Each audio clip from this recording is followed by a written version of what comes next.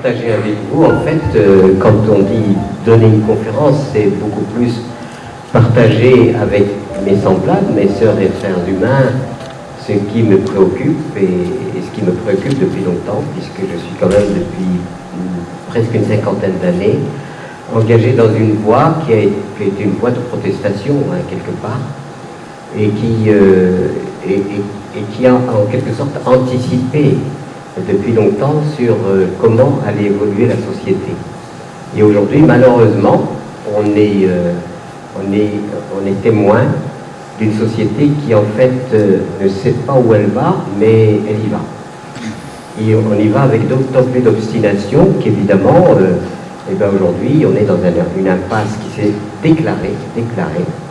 Après, comme vous le savez, ces fameuses 30 glorieuses dans lesquelles c'était finalement l'euphorie, qui a d'ailleurs déclenché 68, parce que l'excès de biens, hein, les gens de 68 se révoltaient contre la société de consommation, parce qu'ils estimaient qu'il y avait disons, la marchandise, la matière avait pris tellement de place que la société avait perdu son âme. Et les jeunes ne se sentaient pas qu'ils étaient préparés à la vie, mais plutôt préparés à prolonger la société de consommation, voire à se mettre au service de cette société de consommation. Et donc cet événement a été très marquant au cœur même de la grande prospérité. Alors c'était les fameuses 30 glorieuses, donc où l'Occident, finalement, l'Europe en particulier, mettait en évidence qu'elle avait fait le bon choix. Sauf que ce choix, ce qu'on occultait, c'était que le fait que la société prospère était perfusionnée en fait par tout un mécanisme international, et en particulier le tiers-monde qui fournissait du pétrole pas cher, qui fournissait des matières premières pas chères, etc. Et tout ça a donné un modèle qui se révèle être aujourd'hui une illusion. On ne peut pas, et toute l'histoire de l'Europe repose sur un malentendu. L'Europe a été génératrice d'une idéologie. Cette idéologie qui a donné, comme vous le savez, à la technologie des valeurs importantes, la thermodynamique, enfin ce progrès technologique en quelque sorte, était considéré comme un triomphe, et finalement, vous allez voir ce que vous allez voir avec nos connaissances, avec toutes ces connaissances-là, avec toutes ces technologies. Finalement, on va s'en sortir et l'homme va passer à un degré supérieur de qualité de vie. Sauf que ce qui est souvent occulté, c'est que l'Europe a été la première victime de son idéologie. Les voyageurs du XVIe siècle vous disaient que quand on voyageait en Europe, on passait d'une province à l'autre, les gens ne s'habillaient pas de la même façon, il y avait des architectures différentes, il y avait des langues différentes, c'est-à-dire que l'Europe était une mosaïque de diversité culturelle, chacune étant bien marquée, et ça devait être certainement splendide de voyager en Europe à l'époque, avant qu'on rentre dans l'uniformisation, un système qui s'impose et qui uniformise et standardise tout. Donc c'est l'Europe la première victime, à mon avis, du système qu'elle a mis en place. Ensuite, elle l'a exporté, bien sûr, par voie de colonisation. Et cette voie de colonisation, évidemment, a transporté la même idéologie ailleurs. Et vous savez, l'Empire français, avec toutes les colonies, etc., a amené finalement à cette standardisation qui aboutissait finalement en quelque sorte, à niveler complètement les diverses cultures, et donc par cette idéologie qui faisait que moi, né dans un pays colonisé par la France, je récitais à l'école que mes ancêtres étaient des Gaulois. Donc je suis peut-être le seul prototype, vous voyez, mais c'est pas sans signification. C'est-à-dire que, au-delà de l'occupation d'un territoire, on essaye, de manipuler un être humain de façon à ce que cet être humain soit adapté à l'idéologie. Et que fait l'enseignement? Je le regrette. L'enseignement fait quoi? L'enseignement adapte l'enfant à l'idéologie. Et tout ce qu'on apprend, c'est pour être conformé à l'idéologie. Ce qui fait qu'au lieu que l'enfant soit pris dans sa spécificité, c'est-à-dire que dans ce qu'il ressent comme extrêmement important pour son avenir, et bien il commence par lui dire qu'il faut être le premier, qu'il faut être le meilleur. On commence à faire une sélection, on note les enfants, vous le savez, je n'ai pas besoin de vous raconter comment on fait, c'est-à-dire qu'il y a ceux qui arrivent, ceux qui n'arrivent pas, ceux qui sont à un niveau, ceux qui sont à un niveau le plus bas, etc., etc. Et donc ce qui veut dire qu'à partir de là, on se rend compte que l'idéologie, elle n'est pas destinée seulement à épanouir l'enfant, mais elle est destinée à le conformer en quelque sorte à l'idéologie elle-même. Et à partir de là, si vous voulez, le sort en est jeté, et on rentre dans ce qu'on appelle la notion de progrès qui va être évidemment répandue un peu partout. Et en même temps cette notion de progrès, moi je regrette aussi le génocide des paysans, parce que vous savez que la France et l'Allemagne ont génocidé leurs paysans, ils se sont fait massacrer mutuellement, qu'il y a eu une rupture avec tout le passé, disons, agraire, pour exalter la technologie, et ainsi on est rentré dans cette ère nouvelle, ce paradigme nouveau dans lequel nous nous trouvons encore aujourd'hui. Et parallèlement à cela, c'est-à-dire dans la manipulation, on mettait en avant le fait que le système nouveau, c'est-à-dire le progrès, allait finalement libérer l'être humain.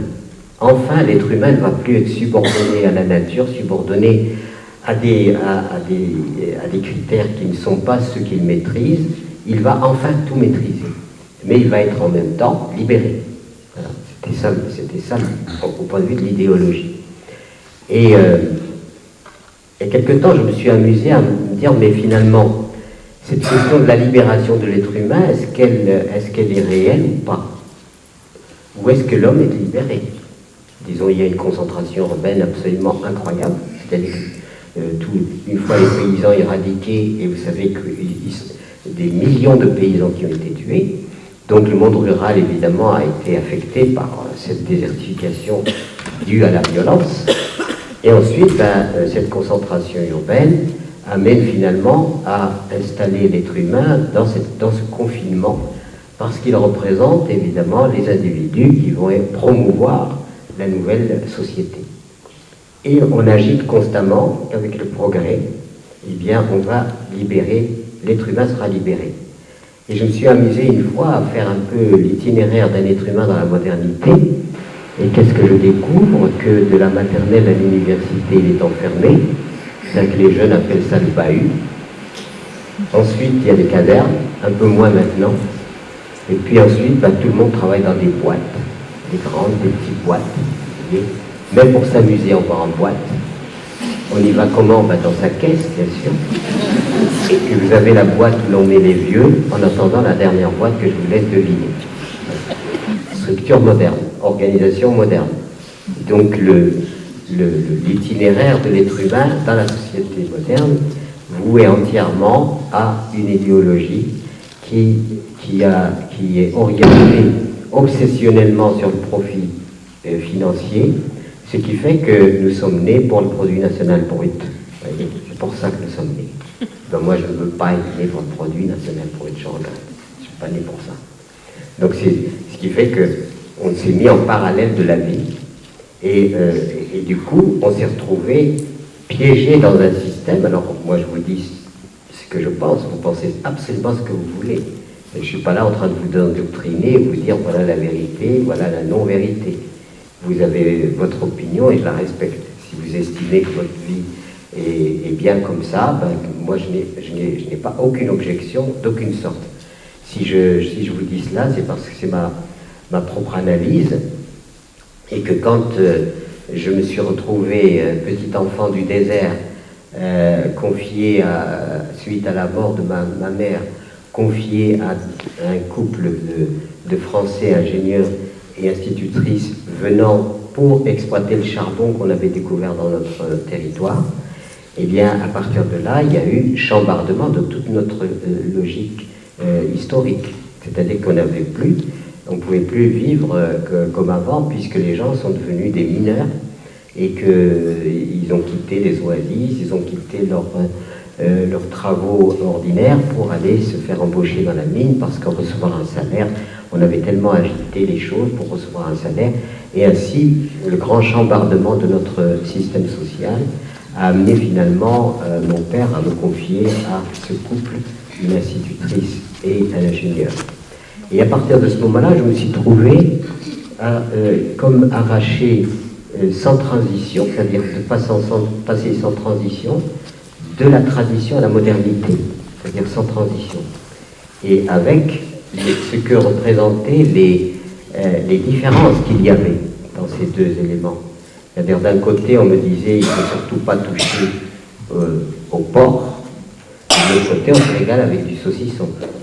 D'un côté, on me disait voilà, Dieu n'a pas engendré, n'a ni été engendré ni engendré, c'est-à-dire qu'il est ahistorique, il est au-dessus de l'histoire de l'humanité. Et de l'autre côté, on me dit Dieu a eu un fils qui a été crucifié, etc. Je suis en plus Gémeaux, etc. Et c'est la raison pour laquelle je suis devenu cinglé. Vous voyez, c'est le départ. Donc comment comprendre ces contradictions, comment gérer ces contradictions quand un enfant passe d'un milieu à l'autre avec ces contradictions, ben, il essaie quand même de percevoir un peu ce qui pourrait signifier quelque chose de fondamental et une certaine vérité des choses. Et quand vous êtes dans ce questionnement, eh bien, vous fréquentez beaucoup plus les philosophes que vous ne faites des mathématiques ou de la chimie, où j'étais complètement nul. Alors je m'intéresse surtout à travers la connaissance de moi-même, c'est-à-dire savoir déjà mon identité, qui suis-je. On va fréquenter les gens qui se posent des questions, qui se sont toujours posé des questions depuis les origines, sur finalement le destin de l'humanité. Pendant qu'il y en a qui font des mathématiques, de la chimie ou autre, il y en a d'autres qui se questionnent, l'humanité c'est quoi? Elle sert à quoi? Nous sommes, comme vous le savez, quand on a essayé de faire une sorte d'équation temporelle entre la création, enfin la planète dans son destin propre, on dit 4 milliards et demi d'années depuis l'origine. Si on indexe ces 4 milliards et demi d'années sur 24 heures, nous sommes nés les 2 ou 3 dernières minutes. Ce qui veut dire que finalement l'avènement de l'être humain, ben, c'est quoi? Et quand on examine cet avènement d'une façon objective, je vous conseille de lire un livre qui a été remarquable, ça s'appelle La planète au pliage d'un certain Osborne. Eh bien, lui faisait l'analyse de l'impact depuis l'origine de l'humanité. Et quand l'humanité est advenue sur la planète, évidemment, il y a eu un temps de latence où il ne s'est pas passé grand-chose, parce que c'était des petites tribus dispersées, très peu de population. Et puis, au fur et à mesure que l'humanité a proliféré, elle a eu comme réflexe premier, c'est-à-dire la destruction. Et ça, ce n'est pas d'aujourd'hui. Et les grandes civilisations que nous admirons dont nous admirons aujourd'hui les vestiges, que ce soit l'Égypte, que ce soit partout, les Mésopotamie, enfin toutes les grandes civilisations, ont toujours été à la fois, bien sûr, brillantes, mais à la fois destructrices. Il existait des forêts énormes là où aujourd'hui il y a des déserts. C'est-à-dire que l'être humain, dans son comportement, au fur et à mesure qu'il a évolué, au départ il était très sage, c'était des communautés qui vivaient sagement en symbiose avec la nature.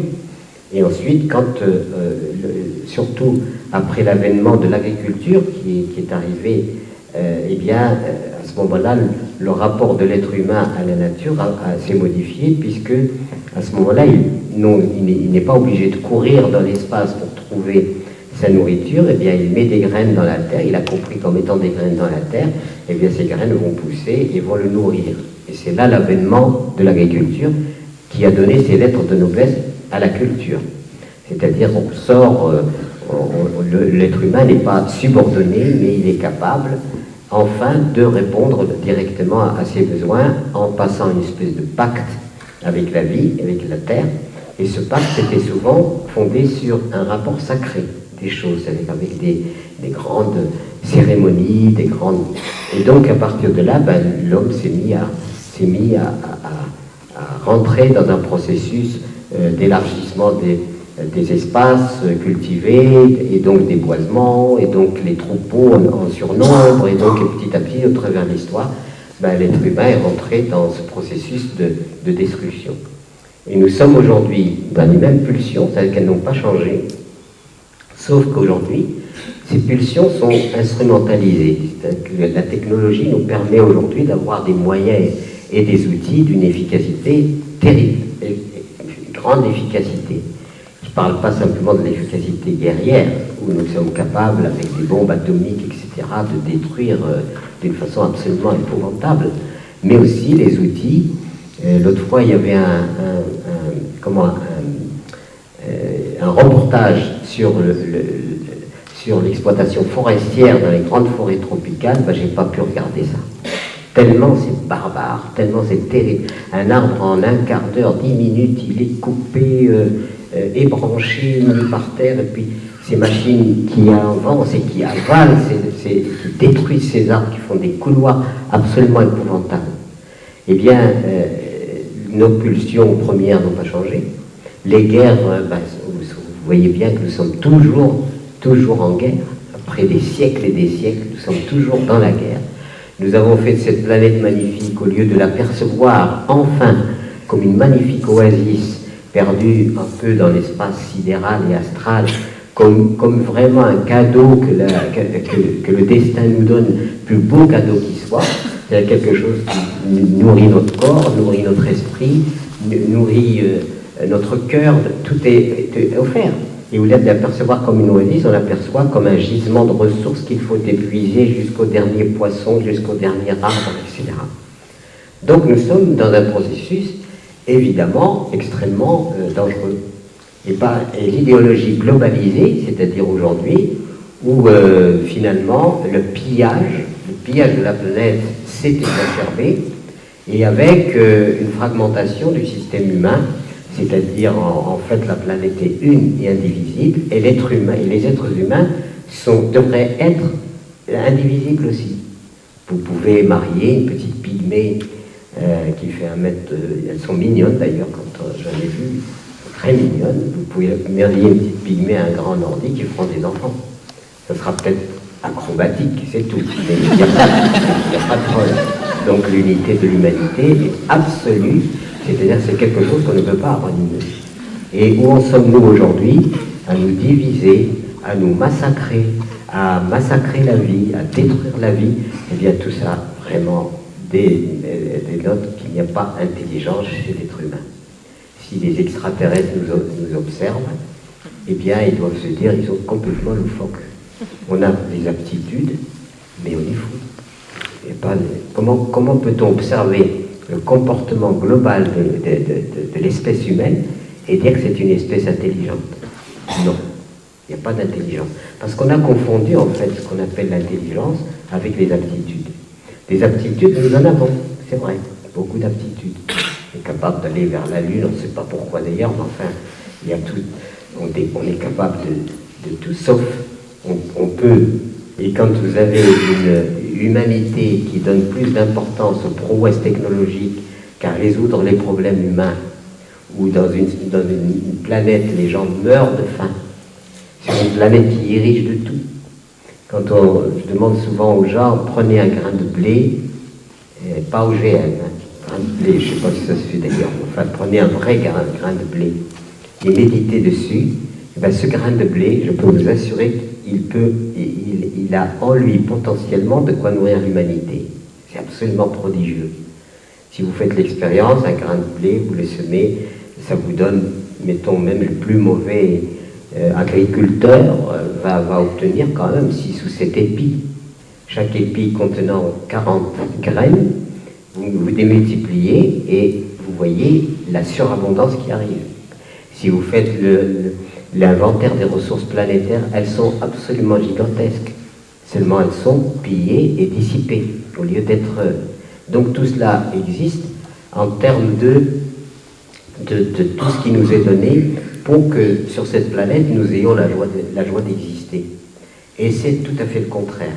On fait de cette planète un champ de bataille, un hypermarché. C'est toujours qu'est-ce que je te vends, qu'est-ce que je t'achète, qu'est-ce que les bénéfices, les machins, les trucs, et puis les politiques, disons, font du perfusionnement et de l'acharnement thérapeutique sur un modèle qui est en train de mourir, littéralement. Et aujourd'hui, malheureusement, la politique elle-même n'est pas adaptée aux réalités du monde aujourd'hui. Sauf si nous voulons aboutir à la destruction du système humain. Et c'est ce que nous sommes en train de faire. Mais le système humain ne doit pas se dédouaner d'une responsabilité qui est celle des autres créatures aussi. Elles ont quand même le droit de vivre. Je ne vois pas pourquoi l'être humain s'est octroyé tout à fait le droit, la légitimité d'être le seul à mériter la vie. Non, je crois que la vie est cette biosphère magnifique, et ben, il y a toutes les créatures ont le droit de vivre, il n'y a pas que nous. Et nous, par contre, nous éradiquons, nous détruisons, etc. Voilà. Donc ce qui pose la grande question, finalement, où allons-nous comme ça? C'est Fournier qui disait qu'on ne sait pas où on va, mais on y va. Voilà. Et c'est vrai qu'on ne sait pas où on va. Et c'est vrai que le système que nous avons mis en place est en train de se retourner contre nous. Regardez la fragilité de notre système. Vous supprimez le pétrole, l'électricité et la communication, c'est l'effondrement généralisé de tout le système. Il est d'une fragilité terrible. Moi, je vois, chacun de nous peut expérimenter que simplement une panne d'électricité momentanée, ben là, dans la maison, on voit tout ce qui ne fonctionne plus. Et tout d'un coup, on mesure la dépendance que nous avons à l'égard des outils que nous avons créés et qui sont censés alléger et nous libérer. Et ces outils qui sont censés nous libérer sont maintenant en train de nous asservir. Je ne sais pas si vous avez suivi la fameuse panne de New York, il y a quelques années, et ben, tout était bloqué. Par contre, on a fait le constat d'une montée démographique. Alors les gens, comme ils s'ennuient, ils ont fait des gamins. Il y a eu un pic démographique absolument extraordinaire suite à cette panne. Donc peut-être faut-il créer des pannes artificielles si nous voulons avoir encore plus de population, quoi. Donc quand vous avez pris en compte toutes ces questions-là, et ben vous vous dites finalement sur quoi allons-nous construire le futur? Je ne suis pas là pour vous casser le moral. Je suis là simplement pour dire, voilà, de toute façon, pour ce qui me concerne, c'est parce que j'ai constaté intuitivement, plus qu'intuitivement, puisque ça ne résistait pas à l'analyse, que tous les paramètres qu'on pouvait réunir concernant l'histoire de l'humanité et son avenir me paraissaient tous dans le rouge. C'était pas possible. Et ça, c'est en 59. Donc en 59, j'ai quitté l'Algérie, je suis arrivé à Paris pour essayer de trouver un boulot. Et à ce moment-là, je me suis rendu compte que j'avais fait un peu de prothèse dentaire, j'avais fait des petits métiers, mais je ne suis pas allé au bout pour acquérir vraiment une bonne compétence professionnelle. Et quand je me suis présenté en me disant, on m'a demandé qu'est-ce que vous savez faire. Alors là, j'étais bien embarrassé et j'ai dit que je pouvais pas dire que je pouvais faire une bonne dissertation sur Pascal ou sur... ça n'intéressait pas mon employeur, ni sur mon ami Socrate. J'aime beaucoup Socrate, parce que Socrate a dit une vérité absolue. Je sais que je ne sais pas. Voilà. Et ça, c'est la vérité absolue. Alors après, on peut toujours gamberger. Je ne sais pas si je vais renaître, si il y aura... Je n'en sais rien. En tout cas, bon, comme je ne peux pas me donner de réponse, ben je reste tranquille, puisque je ne peux pas me donner de réponse. Mais ce qui m'a paru dans ce petit microcosme du travail, où nous étions une centaine de personnes à travailler, un peu réparties sur une grande usine, eh bien, n'ayant pas de compétences particulières, c'est-à-dire bien utiles au système, on m'a déclaré ouvrier spécialisé. Vous savez, OS, ouvrier spécialisé. Et justement, l'ouvrier spécialisé, c'est celui qui n'est spécialisé en rien. Ça, c'est pour ne pas nous Donc pas nous humilier, qu'on nous appelait ouvriers spécialisés. Et ça consistait en quoi, ouvriers spécialisés pour nous? C'est-à-dire nous étions les subalternes. Et quand j'ai essayé de comprendre comment ce type d'organisation, ce microcosme du travail était organisé, eh bien, je ne pouvais pas échapper à la pyramide, c'est-à-dire pyramidale, avec des gens importants en haut de la pyramide et des gens pas importants en bas de la pyramide. C'est-à-dire qu'il y avait une espèce de sélection des individus en fonction de leur capacité à servir, évidemment, le modèle et à servir l'entreprise, mais sur une hiérarchie qui provoquait le subalterne par rapport au supérieur. Et alors, c'était un système pyramidal. Il y avait une pyramide dans laquelle vous partiez du PDG. Dès qu'on nous parlait du PDG, c'est toujours si on ne se mettait pas à trembler de peur, parce que c'était le grand Manitou qu'on voyait à peine passer de temps en temps, quoi, mais qui ne daignait pas nous parler. S'il devait nous parler, évidemment, il fallait prendre un rendez-vous, rentrer le chapeau à la main, et puis presque se prosterner pour voir monsieur le PDG. Et vous aviez le directeur général, et vous aviez les cadres supérieurs, les cadres moins supérieurs, et ça dégringolait dans la hiérarchie, jusqu'à nous, OS, qui étions la dernière strate, mais avec un avantage. C'est que nous n'avions personne à vexer. On pouvait vexer personne. Tout le monde pouvait nous vexer, sauf nous. Ben, en dessous, il n'y avait plus rien dans cette hiérarchie. Et quand vous voyez ce microcosme, des gens attelés à un ouvrage qui en fait prend toute la vie, dans un monde confiné, moi j'avoue que, à tort ou à raison, j'ai senti qu'il y avait là une grande aliénation. Voilà. Et c'est la raison pour laquelle j'ai rencontré une jeune fille qui travaillait dans le même établissement, qui avait les mêmes aspirations, puis on a décidé de faire un retour à la Terre en 1961. Je me suis expliqué sur ce retour à la Terre dans le livre que j'avais intitulé Du Sahara aux Cévennes, et j'avais rajouté « Ou la reconquête du songe ». Et pourquoi j'ai rajouté la reconquête du songe? Parce que je sentais qu'on était dans une société du pratico-pratique, c'est-à-dire d'une espèce d'obsession pratique, bien sûr une frénésie, une société frénétique. On est toujours en train de regarder l'heure qui tourne, il ne faut pas perdre de temps, il faut gagner du temps, etc. Et où finalement, cette histoire, le rapport au temps était devenu obsessionnel et anxiogène. Le rapport au temps anxiogène. Il ne faut pas perdre de temps, surtout jamais perdre de temps. Et on va jusqu'à l'obsession du temps et les transposer dans des stades où, pour quelques secondes, on est prêt à faire exploser son cœur pour gagner, pour passer là. Et donc ça mettait en évidence le fait que la plus grande évolution, le plus grand changement, une mutation qui s'est fait dans le comportement et dans la condition humaine, c'est le rapport au temps. Le rapport au temps, bien sûr, qui entraîne le rapport à l'espace. Et on se retrouve dans une espèce de contradiction.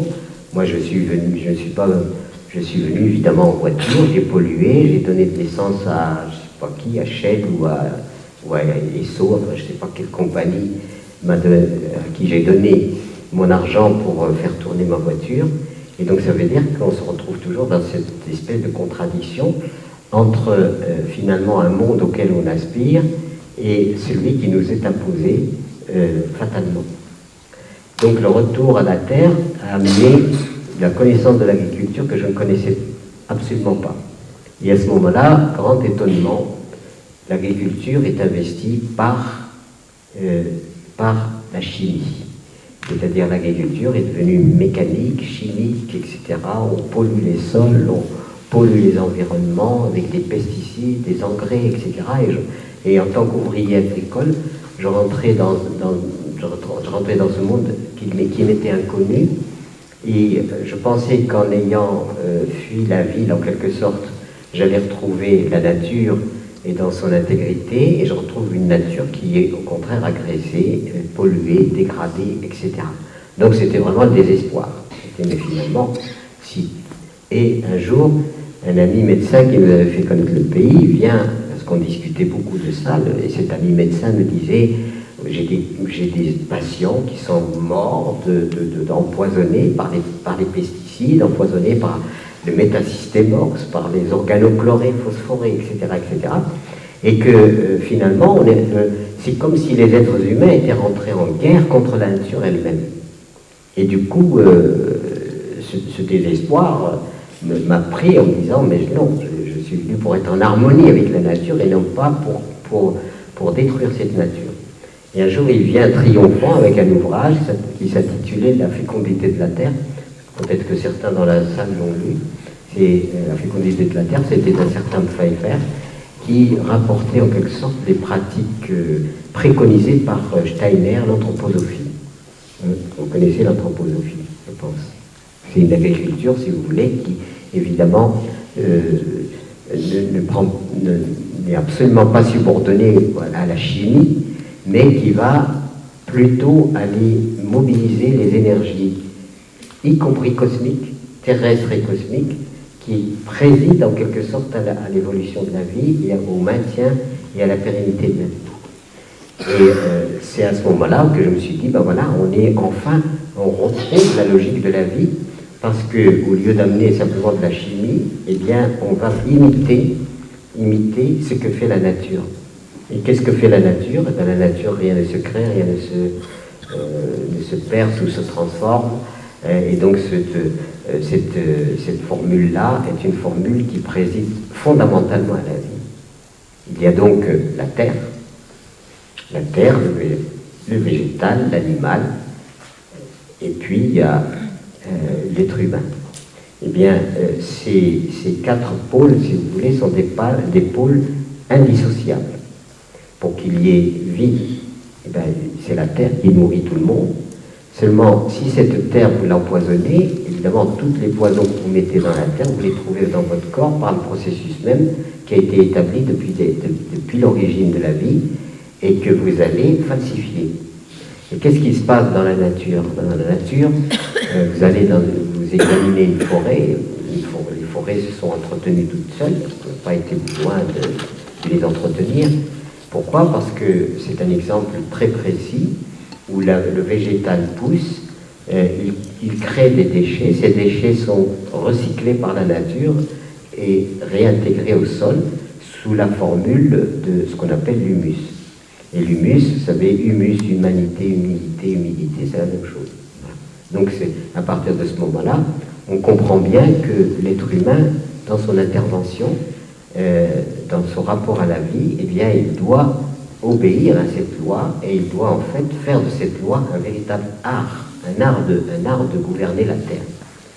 Et là, c'était magnifique, vraiment magnifique, parce que finalement, on a pris une terre qui était là aussi un autre paradoxe que je voudrais bien partager avec vous, c'est que quand nous avons décidé d'en retourner à la terre, on n'avait pas le sou, on n'avait pas de moyens. Tout le monde nous trouvait fous, complètement fous. Quitter un travail sûr pour aller vous aventurer dans la nature, faire de l'agriculture, enfin vous êtes complètement cinglés. Et quand on quittait la ville, on nous prenait pour des cinglés. Quand on arrivait à la campagne, on nous prenait aussi pour des cinglés. Qu'est-ce que vous venez faire ici? Il n'y a plus rien. Et on est arrivé dans les Cévennes, effectivement, c'était le grand exode rural, les gens partaient, les gens s'en allaient, poussés par leurs parents. Fais des études, mon enfant, ne reste pas dans ces terres, va gagner ta vie autrement et ailleurs. La terre était considérée en quelque sorte comme l'élément le plus dévalorisé, et donc c'était l'ère en quelque sorte où être un bon fonctionnaire, un bon ceci et cela était beaucoup mieux que de rester paysan. Et donc de ce fait, toute cette campagne anti-paysanne, évidemment, se reliait depuis longtemps à tout ce que j'ai dit tout à l'heure par rapport à la guerre, etc., etc. Et alors c'est à ce moment-là que on nous dit, je vais au Crédit Agricole, ils me disent, est-ce que vous savez faire de l'agriculture? J'ai bien été obligé de dire non. Alors, il me dit, bah écoutez, nous on ne peut pas vous prêter, allez apprendre votre métier. Donc apprendre mon métier, c'était m'inscrire dans une école pour avoir un petit diplôme qui s'appelle le BAA, et ensuite être ouvrier agricole dans différentes fermes. L'agriculture, c'est pratique, c'est pas simplement théorique. Et donc j'obtiens les certificats de mes différents patrons, Et quand nous trouvons finalement le lieu de notre rêve, et ben il se trouve que ce lieu de notre rêve, il y a cette ferme que nous avons trouvée sur une petite colline calcaire, desséchée. Ben, il n'y avait pas d'électricité, pas de téléphone, le chemin était à peine praticable, les sols étaient rocailleux, etc., etc. Et quand j'étais obligé de faire la description de la ferme au Crédit Agricole, ils m'ont dit, mais monsieur, vous êtes complètement fou, on ne peut pas vous aider à vous suicider. Alors ils me sortent un listing en disant, vous voyez, il y a des fermes magnifiques, vallée de l'Eyrieux, 40 hectares, irrigation, terre fertile, etc. Et chaque fois je disais non, et ils me disaient, mais vous faites le difficile. Ben non, mais comment expliquer que ce qui nous avait déterminé, c'est la beauté du lieu. La beauté a primé. Ah, que c'est beau. Dans un lieu qui est beau, c'est quand même un luxe formidable. Seulement ce luxe-là, il ne paraît jamais dans un bilan. Vous ne dites pas sur votre bilan, je ne sais pas, 500 € de beaux paysages, 600 € d'air pur, etc. Non, et derrière ces valeurs-là ne sont pas des valeurs reconnues. Soyons sérieux, pratiques, qui comptent, et pas le reste. Et comment dire au Crédit Agricole que nous avions choisi justement la sobriété, celle dont je parle maintenant. J'ai publié un livre qui s'appelle La sobriété heureuse. Pourquoi la sobriété? Parce que je me suis rendu compte que si nous rentrions dans le processus du toujours plus grand, plus, on s'aliène. On est complètement aliéné. Et donc on n'a plus le temps d'être. On va peut-être augmenter l'avoir, mais l'être, où est-ce qu'on va nourrir? Comment on va nourrir ça? Eh ben, ça a été l'acceptation, ça a été l'intégration dans le projet de la sobriété comme facteur constructif, et non pas comme on le percevait jusque-là. Toutes ces questions, ces approches-là, étaient complètement paradoxales par rapport dans le climat et dans le contexte dans lequel nous étions. Et pourtant, c'est ce que l'on voit, c'est qu'on est pris par l'avoir au détriment de l'être. Il y a juste quelques jours, j'ai rencontré aux Amanins des chefs d'entreprise, j'en rencontre d'ailleurs de temps en temps maintenant, ils font l'honneur d'une écoute. La crise aidant, évidemment, puisqu'aujourd'hui on se pose la question, la suite du programme de la société, lequel? C'est quoi? On est dans le chômage, on est dans... etc. Et croire qu'on va, comme le dit la politique, qu'on va du jour au lendemain redresser la barre, je n'y crois pas. Quand on voit le marasme espagnol, le marasme portugais, l'Italie qui va suivre, etc., etc., il est certain que nous ne sommes pas, aujourd'hui, assurés du tout de la suite de l'histoire sur les bases qui ont été établies. Voilà, sur ces bases-là. Mais bon, et je rencontre des gens qui disent, mon entreprise va bien, mais moi je vais mal. C'est-à-dire qu'en fait, j'ai bien réussi matériellement. Mais est-ce que j'ai réussi une vie? Et qu'est-ce que veut dire réussir? Réussir, c'est laisser un bon compte en banque? Ou est-ce que réussir, c'est avoir épanoui son être profond? Et moi, je suis très attaché à la notion de la Terre, de rapport à la Terre et de l'humanisme. Pourquoi l'humanisme? Parce que l'humanisme, si on organise la société et le vivre ensemble sur l'humanisme, on abolit l'humanitaire. Parce que l'humanitaire, c'est pour corriger le manque d'humanisme. Enfin, je ne sais pas, je suis fatigué, peut-être que je vais lire, non? Ça va? Je suis à peu près cohérent? Bon. Donc, ce qui veut dire que ça nous amène... Si vous voulez, je vous fais part de ces questions, c'est parce que, en fait, l'être humain est quelqu'un de manipulable et quelqu'un que l'on peut endoctriner de 1000 façons. Moi, j'espère n'être pas en train de vous endoctriner, je suis simplement en train de vous dire, venir avec plaisir vous rencontrer. Mon ami René et les autres m'ont fait l'honneur de m'inviter. Et surtout René, que j'aime beaucoup, qui finit cette carrière-là, il a bien spécifié qu'il n'allait pas s'arrêter, et j'espère qu'on collaborera encore un peu plus. Et donc c'est simplement dire, voilà, il y a à se pencher et à réfléchir sur finalement, que voulons-nous de la vie? Et je regrette, la vie, elle est faite pour autre chose que simplement produire et consommer. Si nous restons dans le produire et consommer, eh bien on est dans notre processus. Pour moi, en tout cas, je le vis comme une forme d'aliénation. Au lieu qu'il y ait épanouissement, c'est-à-dire rapport à la vie, et ce rapport à la vie doit nous donner la joie intérieure, c'est-à-dire qu'il doit nous développer ce bien-être intérieur qui manque de plus en plus. Il est paradoxal que quand j'ai beaucoup travaillé au Burkina Faso, il y a un représentant qui est venu me dire le pays des hommes intègres. Eh bien c'est vrai que j'ai été très heureux dans ce pays. Je crois que si Le Pen me met à la porte, j'irai au Burkina. Vous voyez, parce que, évidemment, comme vous le savez, on m'a poussé à me présenter aux élections présidentielles en 2002. C'était pas du tout pour... Obama a pris à ma place, il m'a imité. C'est moi qui l'ai inspiré. Voilà. Mais c'était plutôt de remettre en question notre modèle de société. Et la remise en question du modèle de société allait jusqu'où? Jusqu'à la remise en cause de la croissance économique. Au Moyen-Âge, parler de décroissance, c'est en fait encourir le bûcher. Voilà. Aujourd'hui, parler de décroissance, c'est quelque chose qui interpelle les gens. Et le discours politique, et plus il y aura de croissance, et plus on s'en sortira. Et bien c'est le contraire. Parce que c'est pour la croissance qu'on détruit les forêts, qu'on écume les mers, qu'on met les gens à la porte. Je ne comprends même pas comment le politique ne comprend pas que le mécanisme de la croissance est un mécanisme évidemment de toujours plus indéfini. Et ce toujours plus indéfini aboutit finalement à l'élimination, à l'éradication de l'humain, en même temps que l'épuisement des ressources. Donc quand vous êtes dans ce schéma, comment le faire comprendre? Évidemment, modification, des changements de l'éducation, et comme j'en ai parlé tout à l'heure.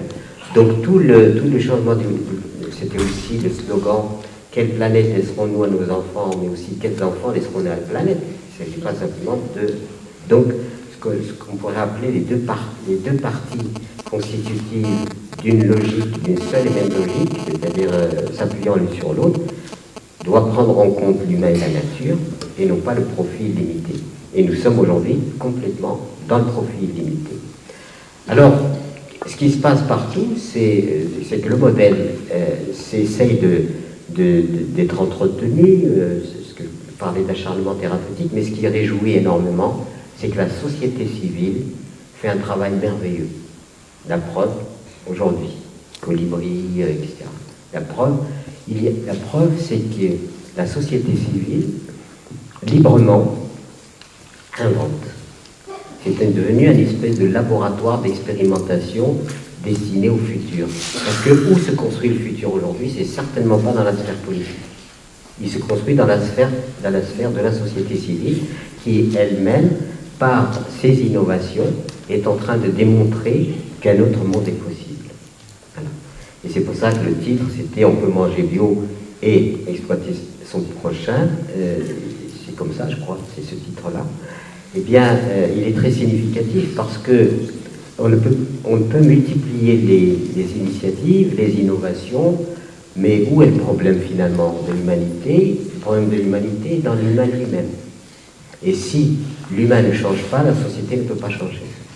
D'ailleurs, dans un premier temps, il y a le changement de paradigme, c'est-à-dire la logique actuelle dominante qui structure en quelque sorte le vivre ensemble, et avec évidemment une espèce de détresse, c'est-à-dire quand je parlais du Burkina, j'allais au Burkina dans les villages, je voyais des gens joyeux.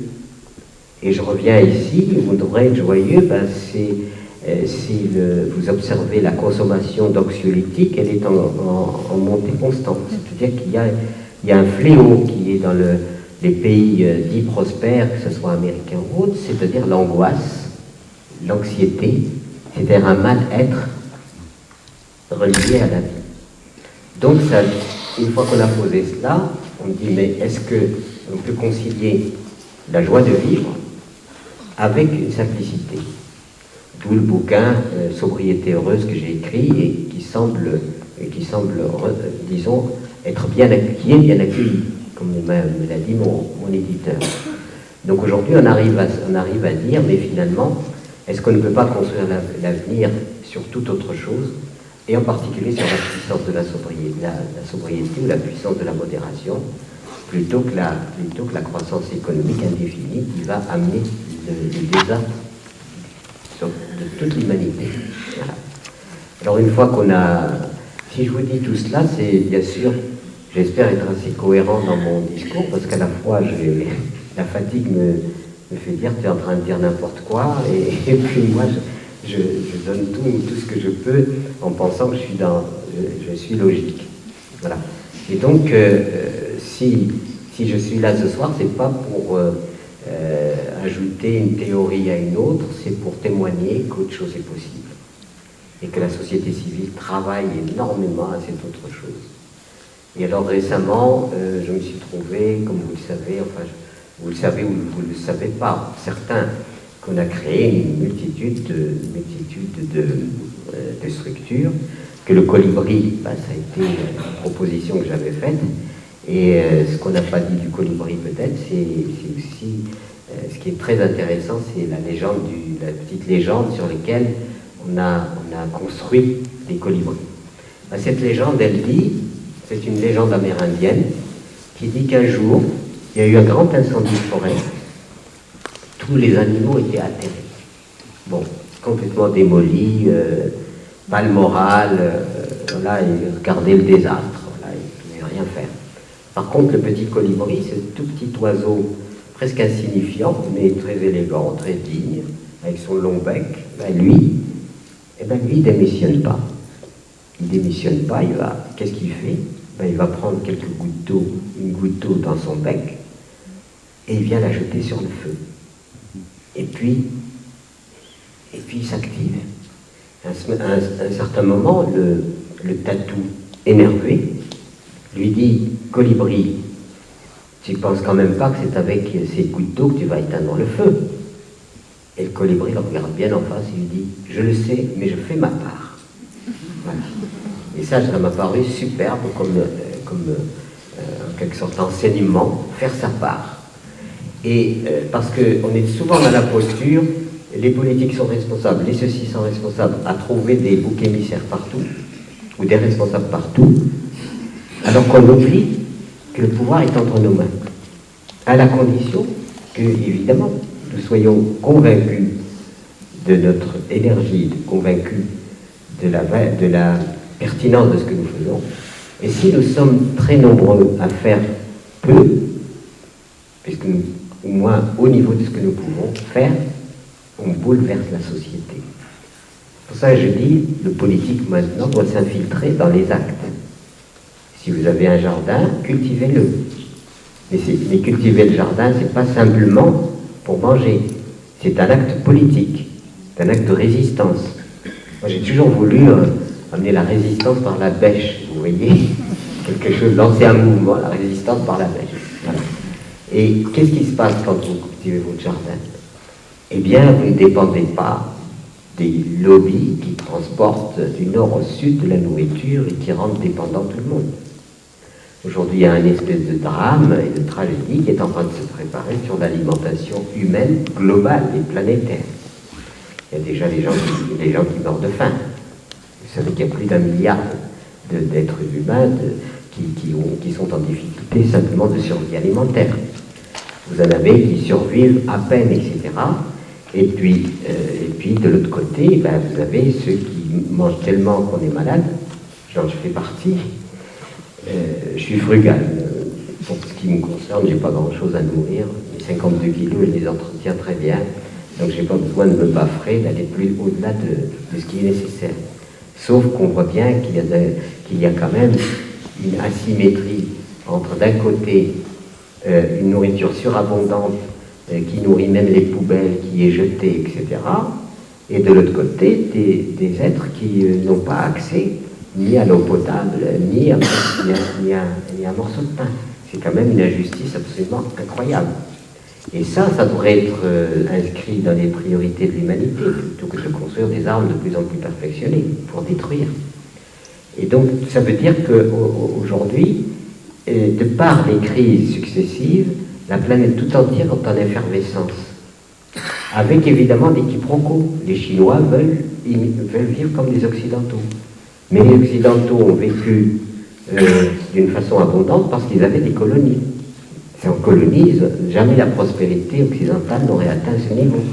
Donc on est dans un quiproquo auquel il faudra vraiment donner une clarté et des solutions, sinon ça risque d'être véritablement l'éperpillage des ressources et donc la destruction généralisée de la capacité de la planète à nourrir tout le monde.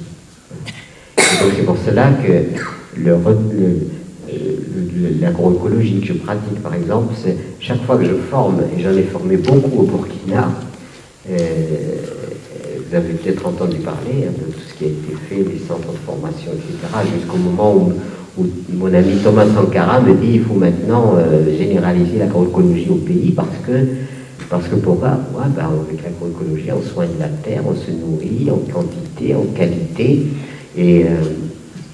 et au contraire, chaque fois qu'un paysan prend conscience de sa terre et qu'il applique les méthodes, eh bien, il devient le thérapeute de sa terre. Parce qu'aujourd'hui, il ne faut pas simplement demander à la terre sans rien lui donner. Il faut l'entretenir.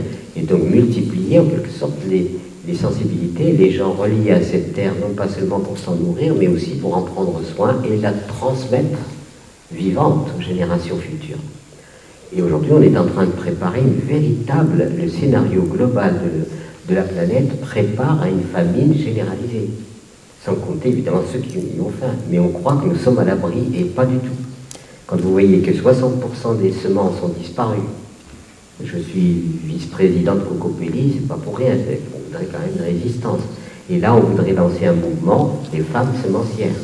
C'est-à-dire faire que les femmes puissent s'intégrer comme elles sont, ce don en quelque sorte je sais pas, elles ont un rapport à la vie qui est quand même spécial par rapport à la perpétuité de la vie. Nous voulons organiser des agroécologies sans frontières, ou solidaires, de façon à s'impliquer avec d'autres pays. Nous voulons travailler évidemment sur la question de l'eau, enfin tous les éléments qui rendront compte de façon à rendre hommage à la terre, à lui donner sa vitalité et à la transmettre vivante aux générations futures. Parce qu'aujourd'hui, on est en train d'un scénario de liquidation généralisée. Donc toutes ces choses amènent finalement à dire l'avenir doit être construit sur des bases différentes et heureusement, comme je le disais tout à l'heure, la société civile est riche aujourd'hui d'innovation. Voilà. Et c'est un peu ce que nous essayons d'appuyer avec toutes les organisations que nous sommes en train de faire. Et on a créé une fondation qui va devenir un fonds de dotation. Pourquoi? Parce qu'on voudrait maintenant donner à l'agroécologie le pouvoir d'une propagation importante au nord comme au sud, puisque même les grandes institutions aujourd'hui sont d'accord enfin qu'il faut maintenant entrer dans un autre processus que le processus d'exploitation de la terre, mais qu'il faut maintenant entrer dans le processus d'entretien de la terre et d'enrichissement de la terre pour assurer notre propre nourriture. Alors tous ces éléments-là, je pourrais peut-être répondre tout à l'heure à quelques questions, parce que je ne sais pas ce qui me reste comme temps, si on peut me le dire. Je n'ai pas de montre. Où est mon patron? Je ne sais pas où il est passé. Comment? 10 ans moins de quart. Je crois qu'on doit prendre la salle à 10h30, mais que du coup, comme il y avait du retard, il nous a laissé un laps de temps. Je ne sais pas où est remis. Bon. Moi, je vais peut-être atterrir. Et puis, en espérant, vraiment, je me pose la question, est-ce que je suis cohérent ou pas? Rassurez-moi. Parce que vraiment, je suis tellement fatigué, Comme ça, j'ai l'impression de radoter. Quoi. Bon. Et souvent, je suis amené à réaffirmer mes propres certitudes, presque dans un état obsessionnel, tellement je sens le danger. Je sens le danger qu'encourt aujourd'hui l'humanité, un danger énorme. Et je viens d'avoir une petite fille de 6 mois, qui a 6 mois, plus mes enfants, et puis tous les enfants sont... On peut considérer que chacun de nous, les enfants des autres, sont aussi nos enfants. C'est-à-dire, il n'y a pas simplement, on n'est pas propriétaire de quelques enfants. On est aussi dans une posture où tout enfant est notre enfant. Simplement, la vie les distribue aux uns et aux autres, mais en fait, il me reste quoi, 10 minutes, c'est ça? Oui, pas tout à fait. Je vais laisser un tout petit peu de place peut-être aux questions-réponses. Donc, ce qui veut dire qu'il y a... pourquoi, pendant notre campagne électorale, nous avons choisi le slogan « Appel à l'insurrection des consciences », c'est parce que je pense qu'aujourd'hui, au-delà de nos individualités, de notre histoire personnelle, c'est l'humanité tout entière qui doit s'impliquer. Et je pense qu'aujourd'hui, de plus en plus, c'est les consciences qui doivent être interpellées, pas seulement les individus. Et ces consciences, la convergence des consciences pour construire un monde différent, je pense que le temps est venu pour cela. Ça, c'est ma plus grande conviction. C'est-à-dire on dépasse nos conditionnements, on dépasse nos provenances et tout ce qui nous pétrifie dans notre histoire pour transcender notre histoire et faire que les consciences se rassemblent en une nouvelle énergie. Et ça, c'est pas relié à une caste, à une famille, ou que ce soit ou politique ou autre, c'est relié simplement à l'interprétation que l'humanité doit aujourd'hui comprendre, dans le sens où elle s'en sortira ensemble et pas d'une façon fragmentée ou d'une façon séparée. Donc tout ça met en évidence cette nécessité du changement, cette nécessité d'une mutation très importante, et elle est en train, comme je le répète, se construire dans le monde associatif, beaucoup. Je rencontre beaucoup dans le monde associatif, mais en même temps avec le quiproquo des pays dits émergents qui, eux, veulent ressembler à des Occidentaux, alors qu'en fait, ce n'est pas possible. Voilà. Et pour finir, pour essayer de vous expliquer d'une façon plus symbolique ce que je crois aujourd'hui, et quand j'ai dit je crois, ce qui me donne évidemment, si vous voulez, ce qui valide un peu ma parole, c'est pas que je rajoute des théories à une théorie, à d'autres théories.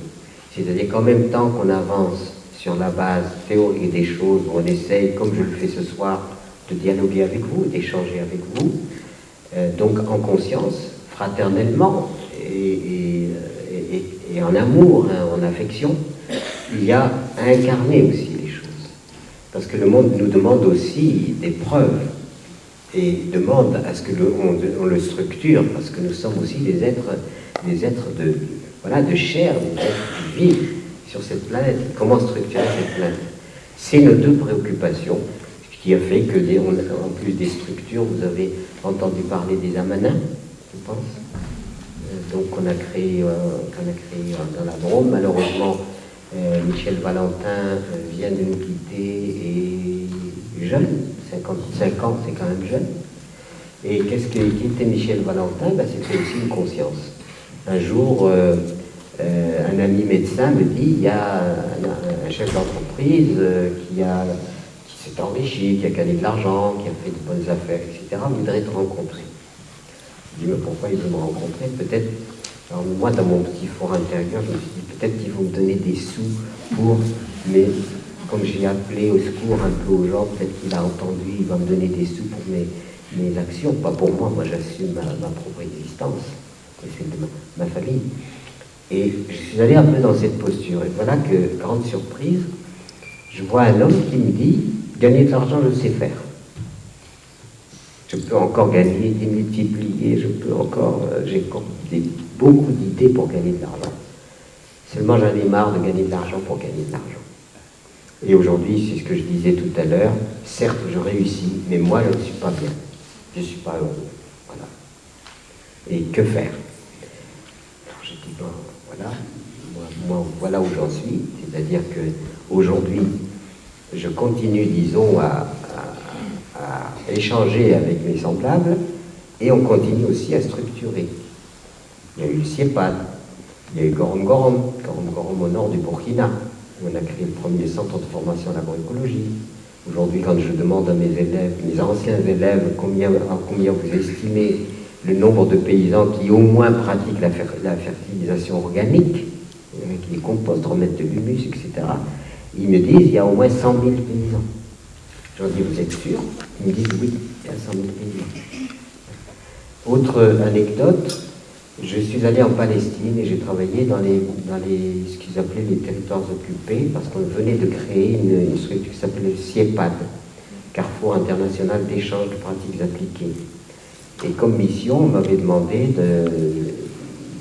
en relation avec les Palestiniens, je suis allé donc dans ce qu'on appelle les territoires occupés, pas loin de Falamia, de ces régions-là, et j'ai passé une dizaine de jours pour apprendre à ces paysans de fertiliser la terre, les composts, etc. Et puis je suis reparti. Et puis c'est passé quelques années où je me suis dit, c'est un projet qui a dû tomber à l'eau. Et bien pas du tout. Depuis quelques mois, on voit arriver des Palestiniens qui disent c'est formidable, on a développé dans notre pays l'agroécologie, ça nous évite d'acheter des engrais parce que ces engrais sont rationalisés, enfin, sont gérés par les Israéliens qui ben, je me suis dit, mince, alors ça a fonctionné. Donc, démultiplication. Nous avons créé Terre et Humanisme. Terre et Humanisme, ben, c'est une organisation, c'est une structure qui a comme mission d'expérimenter et d'enseigner. Et d'enseigner l'agroécologie à toute personne qui a envie de cultiver un jardin, plus des programmes qui sont destinés à des formations de formateurs. Mon ami Raïli, qui est dans la salle, intervient pour l'aspect social, l'aspect... et donc c'est une structure qui maintenant rayonne partout. Voilà. Nous avons lancé un mouvement qui s'appelle les Oasis en tout lieu, sur lequel nous sommes en train de travailler. Pourquoi? Parce que finalement, on arrive à une sorte de désertification sociale, comme je l'ai peut-être expliqué dès le début, et que l'avenir, ça sera certainement, à mon avis, à des regroupements d'individus partageant les mêmes valeurs et essayant de vivre ensemble ces mêmes valeurs. Ces groupes, il se trouve que ma fille Sophie a été la première à réaliser presque d'une façon complète l'Oasis en tout lieu, puisqu'elle a créé le hameau d'Aiguille. Vous pouvez aller sur Internet et vous verrez le hameau d'Aiguille. Qu'est-ce que le hameau d'Aiguille? Ben, c'est une vingtaine de maisons, d'habitats, que les gens ont payé de leur denier, mais sous une forme associative, sous une forme d'un groupe social, avec une charte, un cahier de charges, etc. Et dans cette structure, eh bien, il y a, en plus des 20 habitats, ben, il y a une école, il y a un collège, etc. etc. Donc c'est vraiment l'oasis de gens qui se réunissent sur les mêmes valeurs et qui réalisent ensemble. Vous avez entendu parler évidemment du colibri, puisque c'est le mouvement qui a été présenté tout à l'heure. Et aujourd'hui, on compte à peu près une cinquantaine de groupes colibri. Je viens de l'apprendre il y a très peu de temps. Et donc, nous sommes aujourd'hui dans l'idée d'élargir et de donner beaucoup plus d'ampleur à l'agroécologie, parce qu'elle répond à la nécessité de se nourrir en quantité, en qualité. Elle crée l'autonomie, elle permet donc finalement une espèce de libération. Et bien maintenant, le colibri, finalement,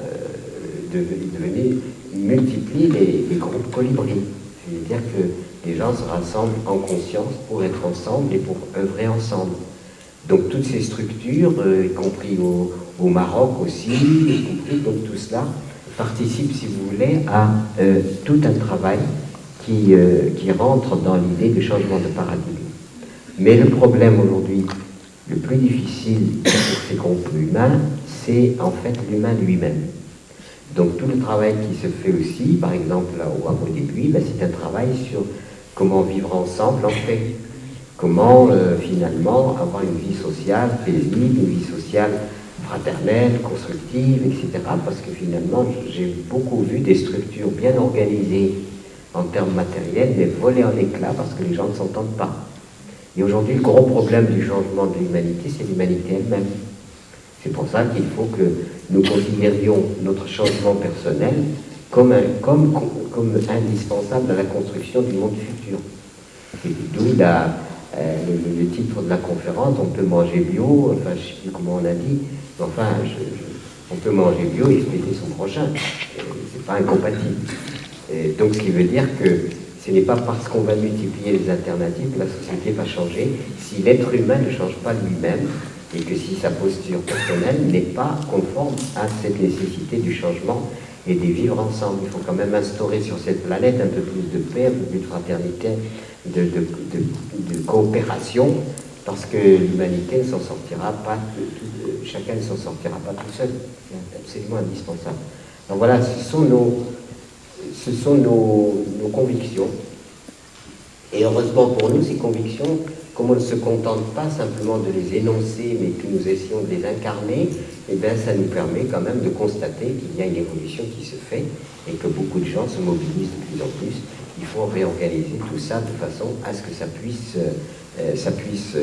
participer, disons, à ce fameux changement de paradigme qui me paraît aujourd'hui absolument indispensable. Voilà, j'ai dit le maximum. Dans le temps qui m'est imparti, mais je finis quand même par une anecdote, parce que cette anecdote, je la sors souvent, hein, comme voilà, quelque chose qui est très parlant. Moi, je pense que le monde actuel, quand on voit par exemple comment s'organise la société, l'architecture dans les pays, etc., il y a une espèce de caisserie, vous voyez. On voit des caisses, quoi, des caisses à habiter, quoi. Il n'y a pas d'âme, il n'y a pas... on voit des vieilles maisons qui ont une âme, on voit des maisons neuves qui sont des pratico-pratiques, des boîtes à habiter. On dirait qu'il y a une espèce de désistement, en quelque sorte, de ce qu'on pourrait appeler l'élégance. Et même,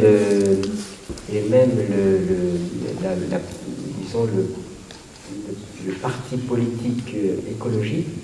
J'ai beaucoup d'amis et je leur dis, mais bon sang, pourquoi vous ne parlez jamais de beauté, vous ne parlez pas jamais du mystère de la vie, vous ne parlez jamais de la dimension, on pourrait dire spirituelle et esthétique de la vie, pas seulement la pratico-pratique. On est toujours très dans le discours pratico-pratique, certes, bien documenté sur ceci et sur cela, mais bon sang, on ne défend pas la nature uniquement parce que, on défend la nature parce qu'elle est belle aussi. Pas seulement parce qu'on veut la défendre dans la biologie de la nature. On le défend parce qu'elle nous nourrit. Eh bien, cette anecdote, je la relie ces considérations, je les relie à une anecdote que j'ai eue vraie. Quand nous nous sommes installés en Ardèche, en 1961, évidemment, nous étions pauvres comme Job, mais même pire. Et du coup, nous venions d'acheter notre ferme. Et puis, l'hiver, sans être rigoureux, très rigoureux, il fait quand même froid, il faut se chauffer. Et se chauffer avec quoi? Pas d'argent pour acheter du mazout, rien. Donc, heureusement pour nous, on avait un peu de forêt qui faisait partie du domaine qu'on a payé très peu cher sur 20 ans parce qu'il n'avait pas d'eau, pas d'électricité. On a fait 13 ans sans électricité, 7 à 8 ans avec très peu d'eau, 30 mètres cubes d'eau, le chemin à peine praticable, comme je disais tout à l'heure, la terre rocailleuse, etc., etc. Et nous voulions quand même d'avoir ce lieu, et il faut se chauffer l'hiver quand même. Et on a cette petite forêt, mais à l'époque, j'étais tout seul pour couper le bois. Michel m'aidait un peu, mais enfin bon, c'était quand même un travail d'homme. Voilà. Et je m'échinais à couper le bois, avec beaucoup de difficultés, et puis c'était un de mes soucis. Et je vais dans un bistrot à Joyeuse, je m'installe pour prendre une consommation, et j'entends des gens à côté, la table voisine, discuter, et j'ai entendu, oui, je suis tout seul pour couper mon bois. Hasard. Je me lève, je m'approche de ce monsieur, je lui dis, mais moi aussi, est-ce qu'on ne pourrait pas collaborer? Vous venez m'aider à couper mon bois, je vais vous aider à vôtre, et puis comme ça, on s'en sort tous les deux. Ah, il dit oui, et ben pourquoi pas, etc. Donc je vais passer presque une semaine chez lui à l'aider à couper son bois, et puis il vient chez moi pour faire le mien. Et à l'époque, il n'y avait pas de tronçonneuse, en tout cas, même s'il y en avait, ce n'était pas à notre portée. Et donc nous nous mettons joyeusement, dès le matin, dès l'aurore, à travailler, à couper les arbres, à les ébrancher, et à tronçonner, à couper, etc. Et puis, dans le silence, le chant des oiseaux. Et puis un jour, un de ces jours-là, le travail, on a travaillé, le tas de bois est tout à fait honorable, et puis on souffle un peu, on se prépare à rentrer à la maison. Et il y a un immense coucher de soleil, magnifique, vraiment splendide, avec toutes les couleurs de l'arc-en-ciel, enfin ça c'était absolument magique. Et puis vous imaginez donc ce coucher de soleil, ces couleurs magnifiques, toutes les couleurs de l'arc-en-ciel et même au-delà, ce soleil qui devient rouge en descendant derrière l'horizon, et sur ce magnifique panorama se découpait un chêne dénudé. Vous savez, ce chêne dénudé qui rappelle un peu des poumons, la structure des poumons. Et ce chêne tranquille, sur ce magnifique paysage, faisait que je me suis trouvé vraiment comme pris en extase. Et j'étais là, silencieux, en train d'admirer ce coucher de soleil, puisqu'il s'atténuait tout doucement. Et mon ami, lui, était en train de ranger les outils. Et il me regarde, il est intrigué, il se demande pourquoi je suis comme ça, immobile. Il s'approche de moi, et pour ne pas rompre le silence, je le prends par la main, et je lui dis « Regarde !» Il me dit « Il y a au moins 10 stères. » Et donc, grand quiproquo. Bien, on se demande finalement l'humanité, à quoi ça sert. L'humanité, elle est faite pour admirer, pour prendre soin, pour aimer. Il n'y a que ça qui donnera une valeur à ce que nous sommes. Par ailleurs, nous sommes destructeurs, nous sommes des violents. Moi, je ne pense pas que je suis sur Terre pour être violent pour autre chose. Je suis sur Terre pour me réjouir de la beauté de la vie. C'est cette beauté qu'on est en train d'enlaidir et de détruire. Donc, mobilisation générale pour la beauté. Merci.